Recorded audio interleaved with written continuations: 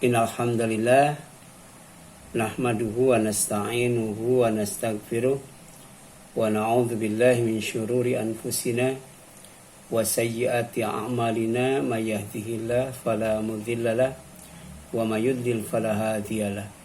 Wa asyhadu an la ilaha illallah wahdahu la syarikalah wa asyhadu anna Muhammadan abduhu wa rasuluh. Amma ba'd, faqala Allah ta'ala fi kitabihil karim.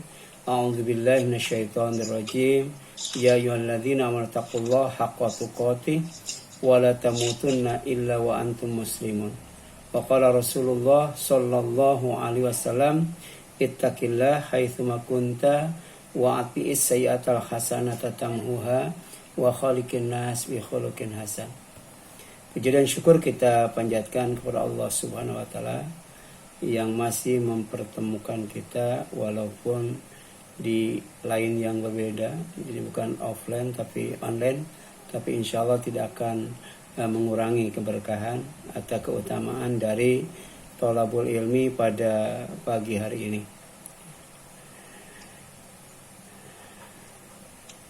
Tema kita yang akan kita bahas pada kajian tafsir pagi ini adalah surat At-Takwir, ya, ayat 8 sampai 9. A'udzu billahi minasyaitonir rajim. Wa idzal mau'udatu su'ilat. Dan apabila bayi perempuan yang dikubur hidup-hidup ditanya. Ditanya tentang apa? Bi ayyi dzanbin qutilat, ya.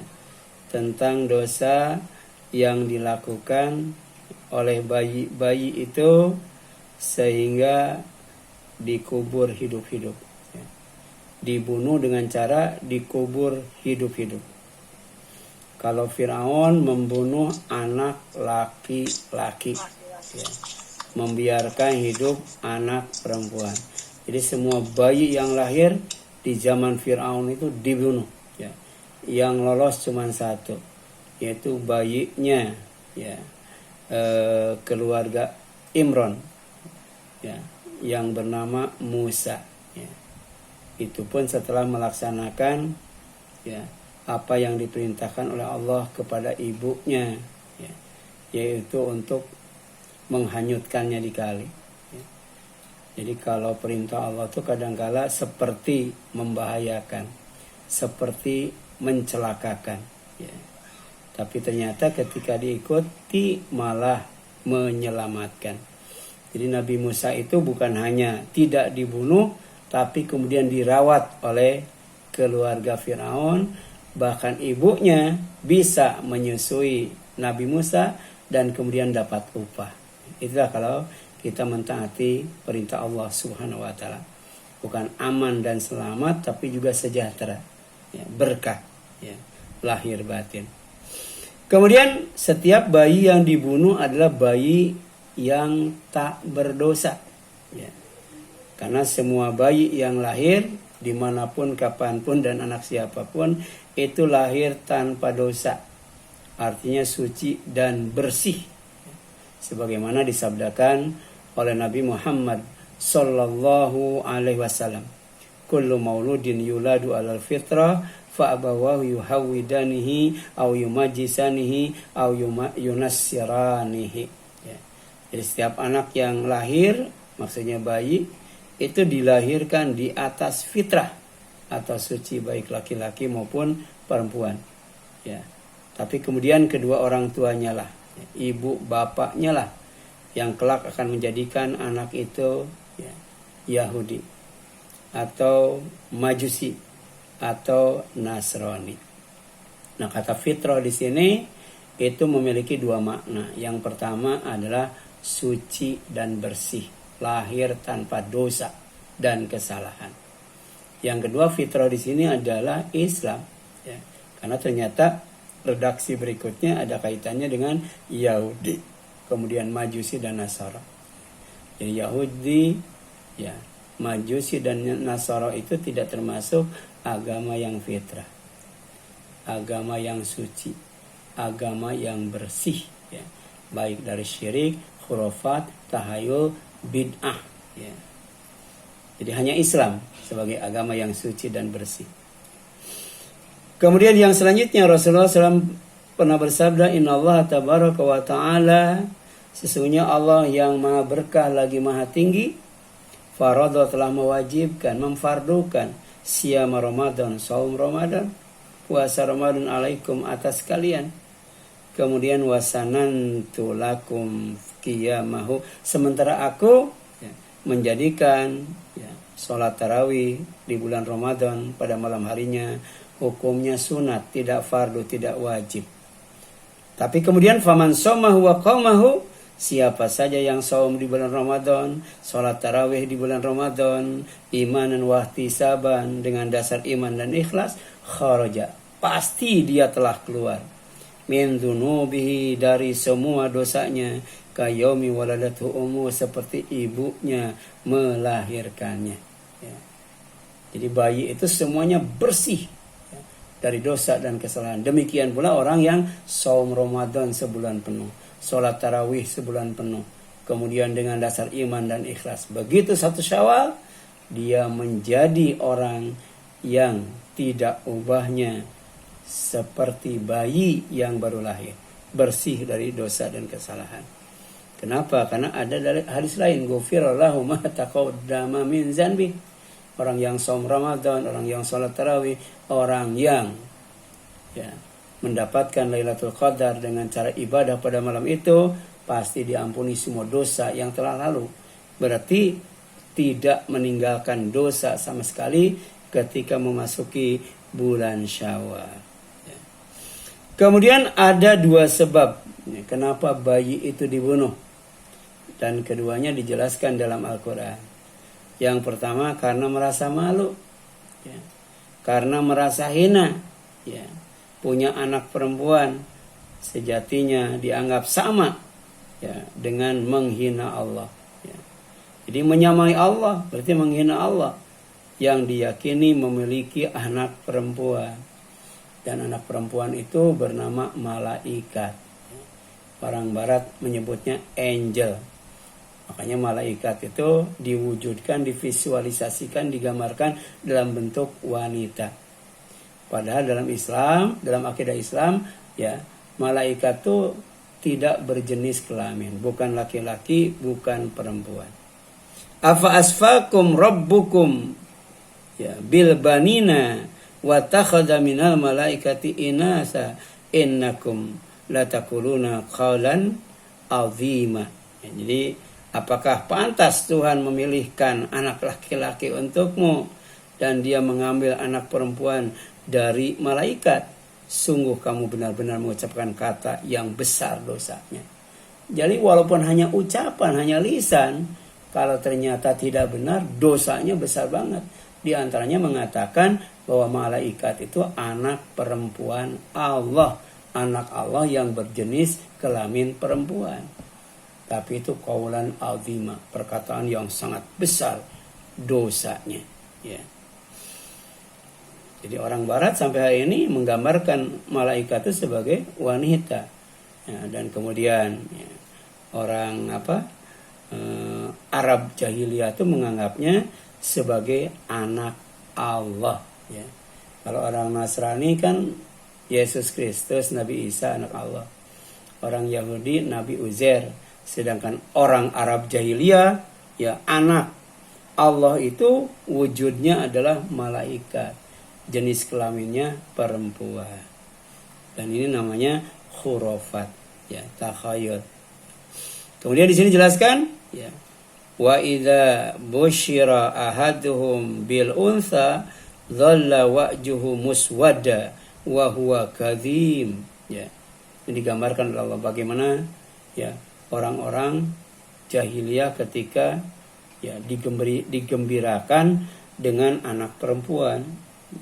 Bukan gembira, malah marah. Jadi padahal apabila seorang dari mereka diberi kabar dengan kelahiran anak perempuan, wajahnya menjadi hitam, merah padam. Kalau merah biasa kan marahnya biasa. Ini merah padam, hitam. Berarti marahnya marah banget. Ketika dia oleh Allah dianugerahi anak perempuan. dan dia sangat marah sekali, ya. Kemudian yang selanjutnya, ya, di sini jelaskan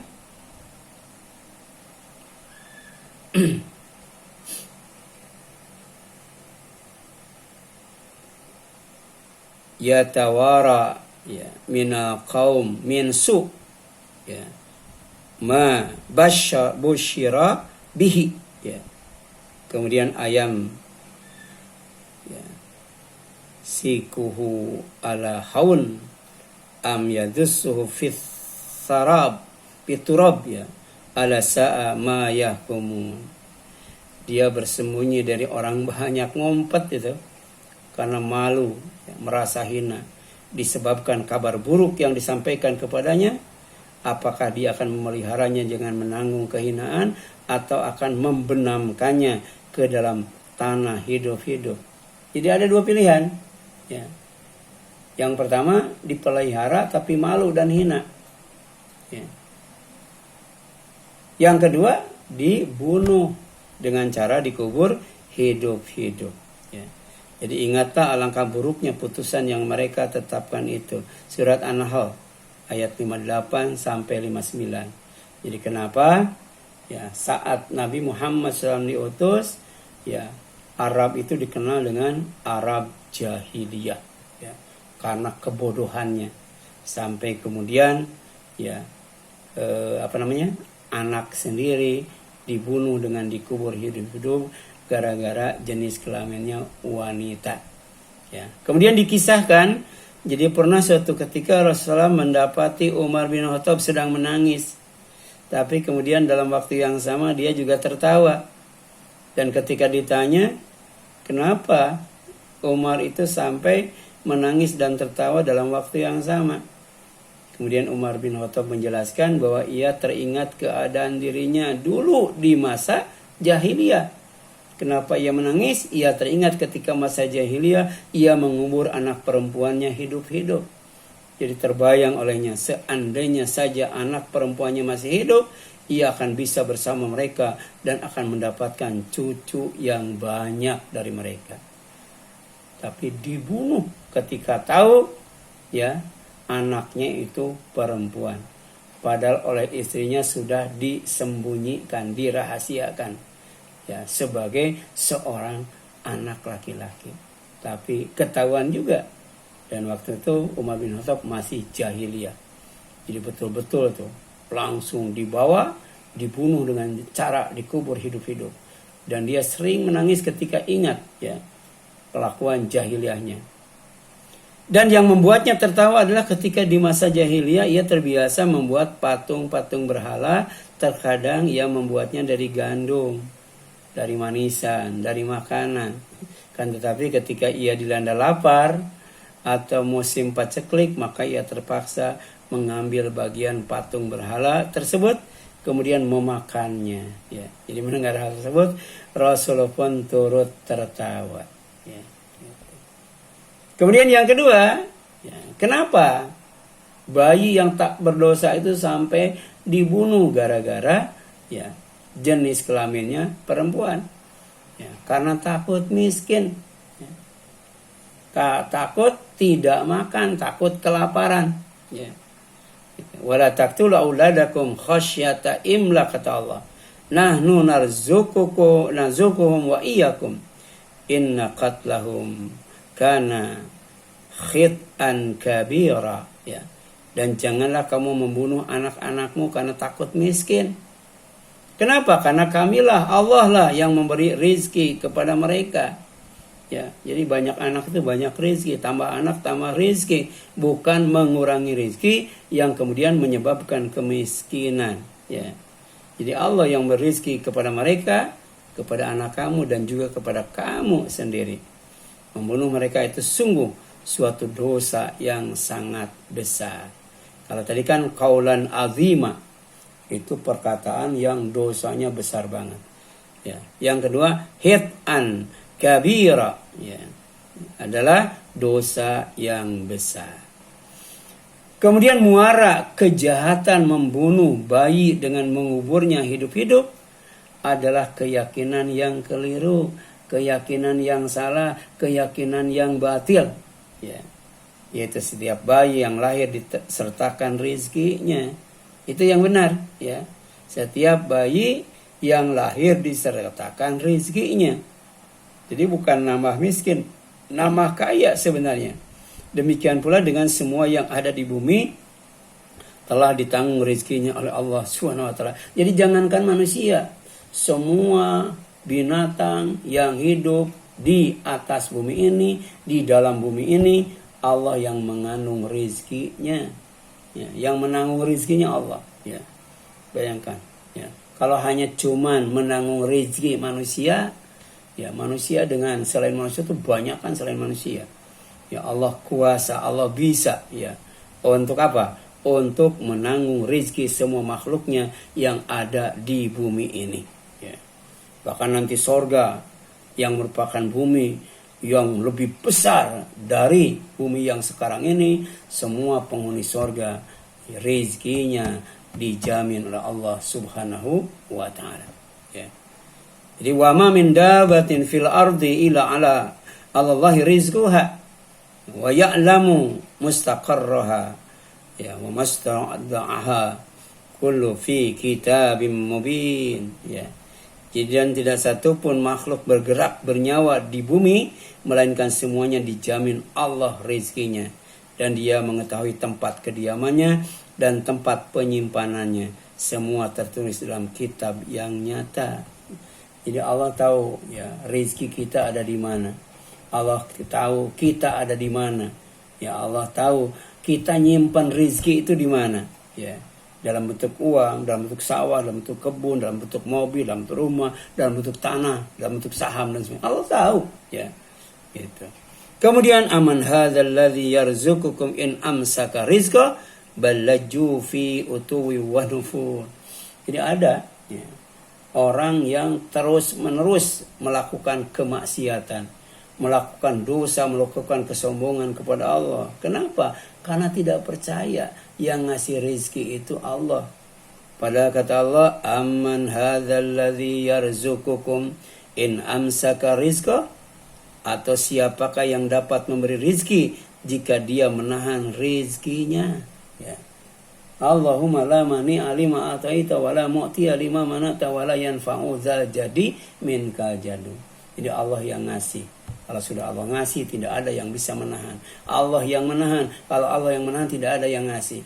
Allah yang memberikan kemuliaan dan keagungan. Manusia mulia karena dimuliakan oleh Allah. Manusia agung karena diagungkan oleh Allah Subhanahu wa ta'ala. Ya. Surat Al-Mulk ayat 21 itu. Kemudian membunuh anak perempuan dengan mengubur hidup-hidup, itu termasuk yang diharamkan Allah. Ya. Jadi hukumnya haram. Ya. Haram itu akan dipahala kalau ditinggalkan dan akan disiksa kalau dikerjakan. Ya. Beda dengan wajib. Ya. Dikerjakan dapat pahala, ditinggalkan dapat siksa. Ya. Nah, dalam kitab Bulughul Maram, ya, yaitu kitab Al-Jami, ya, penulisnya yang bernama Al-Hafidh Ibnu Hajar Al-Asqalani, beliau menukil sebuah hadis ya, yang merupakan sabda Rasulullah sallallahu alaihi wasallam. Ya. Inna Allah harrama alaikum ukukal ummahat. Ya. Inna Allah, sesungguhnya Allah harrama, telah mengharamkan alaikum atas kalian ukukal ummahat, menyakiti ibu, ya, menyakiti ibu, ya. Karena ibu itu ya, adalah ya, yang melahirkan, ya. Sampai kemudian ketika sahabat nanya, kalau aku mau berbuat baik, siapa yang lebih dulu aku berbuat baik kepadanya? Kata Rasul, ibumu. Ya. Siapa lagi? Ibumu, kata Rasul. Siapa lagi? Ibumu. Siapa lagi? Bapakmu. Ya, ini menjelaskan tentang kedudukan seorang ibu di sisi Allah Subhanahu wa ta'ala, sampai kemudian ya, diharamkan seorang anak menyakiti hatinya. Sebab ternyata doa ibu, doa bapak, doa orang tua itu mustajab. Ya. Jadi tidak akan ditolak oleh Allah SWT kalau kemudian sampai mendoakan celaka, apalagi sampai melaknat atau mengutuk. Ya. Kemudian yang kedua yang diharamkan oleh Allah itu wa'dal banat, mengubur anak perempuan hidup-hidup.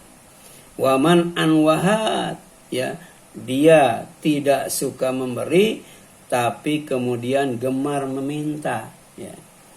Jadi kalau diminta pelit, ya. Tapi kalau ada orang punya sesuatu dia maksa meminta. Jadi suka meminta, tidak suka memberi. Gitu. Harusnya kan memberi itu lebih disukai daripada meminta. Ya. Dalam Islam minta boleh, ya kalau terpaksa. Tapi minta tidak boleh. Tapi ada orang yang tidak pernah ngasih kalau diminta dan kerjanya suka minta-minta dengan maksa. Itu haram. Wa karihalakum kila wa qala. Ya demikian pula ya mengatakan sesuatu yang dikatakan. Ya. Jadi setiap yang didengar itu dikatakan. Tidak ada yang terlewat. Setiap yang dikatakan lagi. Ya, jadi enggak seleksi ya. Enggak dipilih ya. Enggak disaring. Ya. Langsung disampaikan. Harusnya disaring mana yang baik ya jangan disampaikan, jangan disembunyikan, sampaikan. Tapi yang jelek, yang berdampak buruk jangan disampaikan. Ya. Jadi jujur juga kalau membahayakan itu bisa di cancel, dipending, ditahan. Bohong kalau berbuah kebaikan itu bisa dilakukan, ya. Seperti Nabi Ibrahim ketika ditanya oleh raja tentang istrinya, karena raja tertarik dengan istri Nabi Ibrahim. Ya, dia ditanya, "Itu siapa?" Kata Nabi Ibrahim, kalau dibilang istrinya, Nabi Ibrahim celaka. Karena berhadapan dengan raja yang menyukai istrinya. Ya, tapi dia berbohong. Tapi bohongnya tidak benar-benar bohong, ya. Dia saudaraku, ya. Jadi nggak bohong sebenarnya, ya. Tapi raja memahaminya dia bukan istrinya, ya. Nah, kemudian yang selanjutnya, ya, wakasratus soal, banyak bertanya, ya. Pertanyaan yang jelas karena banyak bertanya menjadi tidak jelas, ya. Jadi sesuatu yang mudah, ya, dan jelas karena bertanya jadi susah dan samar-samar. Itu tidak boleh. Sesuatu yang ringan karena bertanya jadi berat, ya. Sesuatu yang murah karena bertanya jadi mahal. Sesuatu yang banyak ya karena bertanya jadi langka. Nah, itu yang enggak boleh. Seperti Allah contohkan kisah Bani Israel ketika menghadapi kasus pembunuhan, ya. Dia minta kepada Musa, ya, agar mengungkap siapa pembunuhnya, ya. Kemudian dia berdoa kepada Allah meminta, ya, bagaimana caranya supaya pembunuhnya terungkap. Maka Allah menyuruh kepada Bani Israel untuk menyembelih sapi, menyembelih sapi. Tapi Bani Israel nanya warnanya gimana, umurnya gimana, ya. Kemudian dan lain sebagainya, sampai sapi yang asalnya banyak menjadi seekor sapi itu pun tidak dijual dan baru dilepas ketika ya dibeli dengan harga yang sangat mahal. Itulah, ya, banyak bertanya yang dilarang.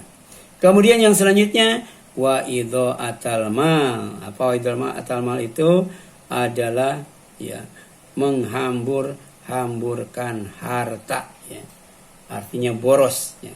Karena boros itu termasuk apa? Termasuk teman setan, ya. Ya, teman setan. Ya, silakan sampai di sini. Ada yang ditanyakan, Bu? Ada yang ingin ditanyakan sampai di sini, silakan. Ada? Silakan, Bu. Ada yang ditanyakan? Silakan, Ibu.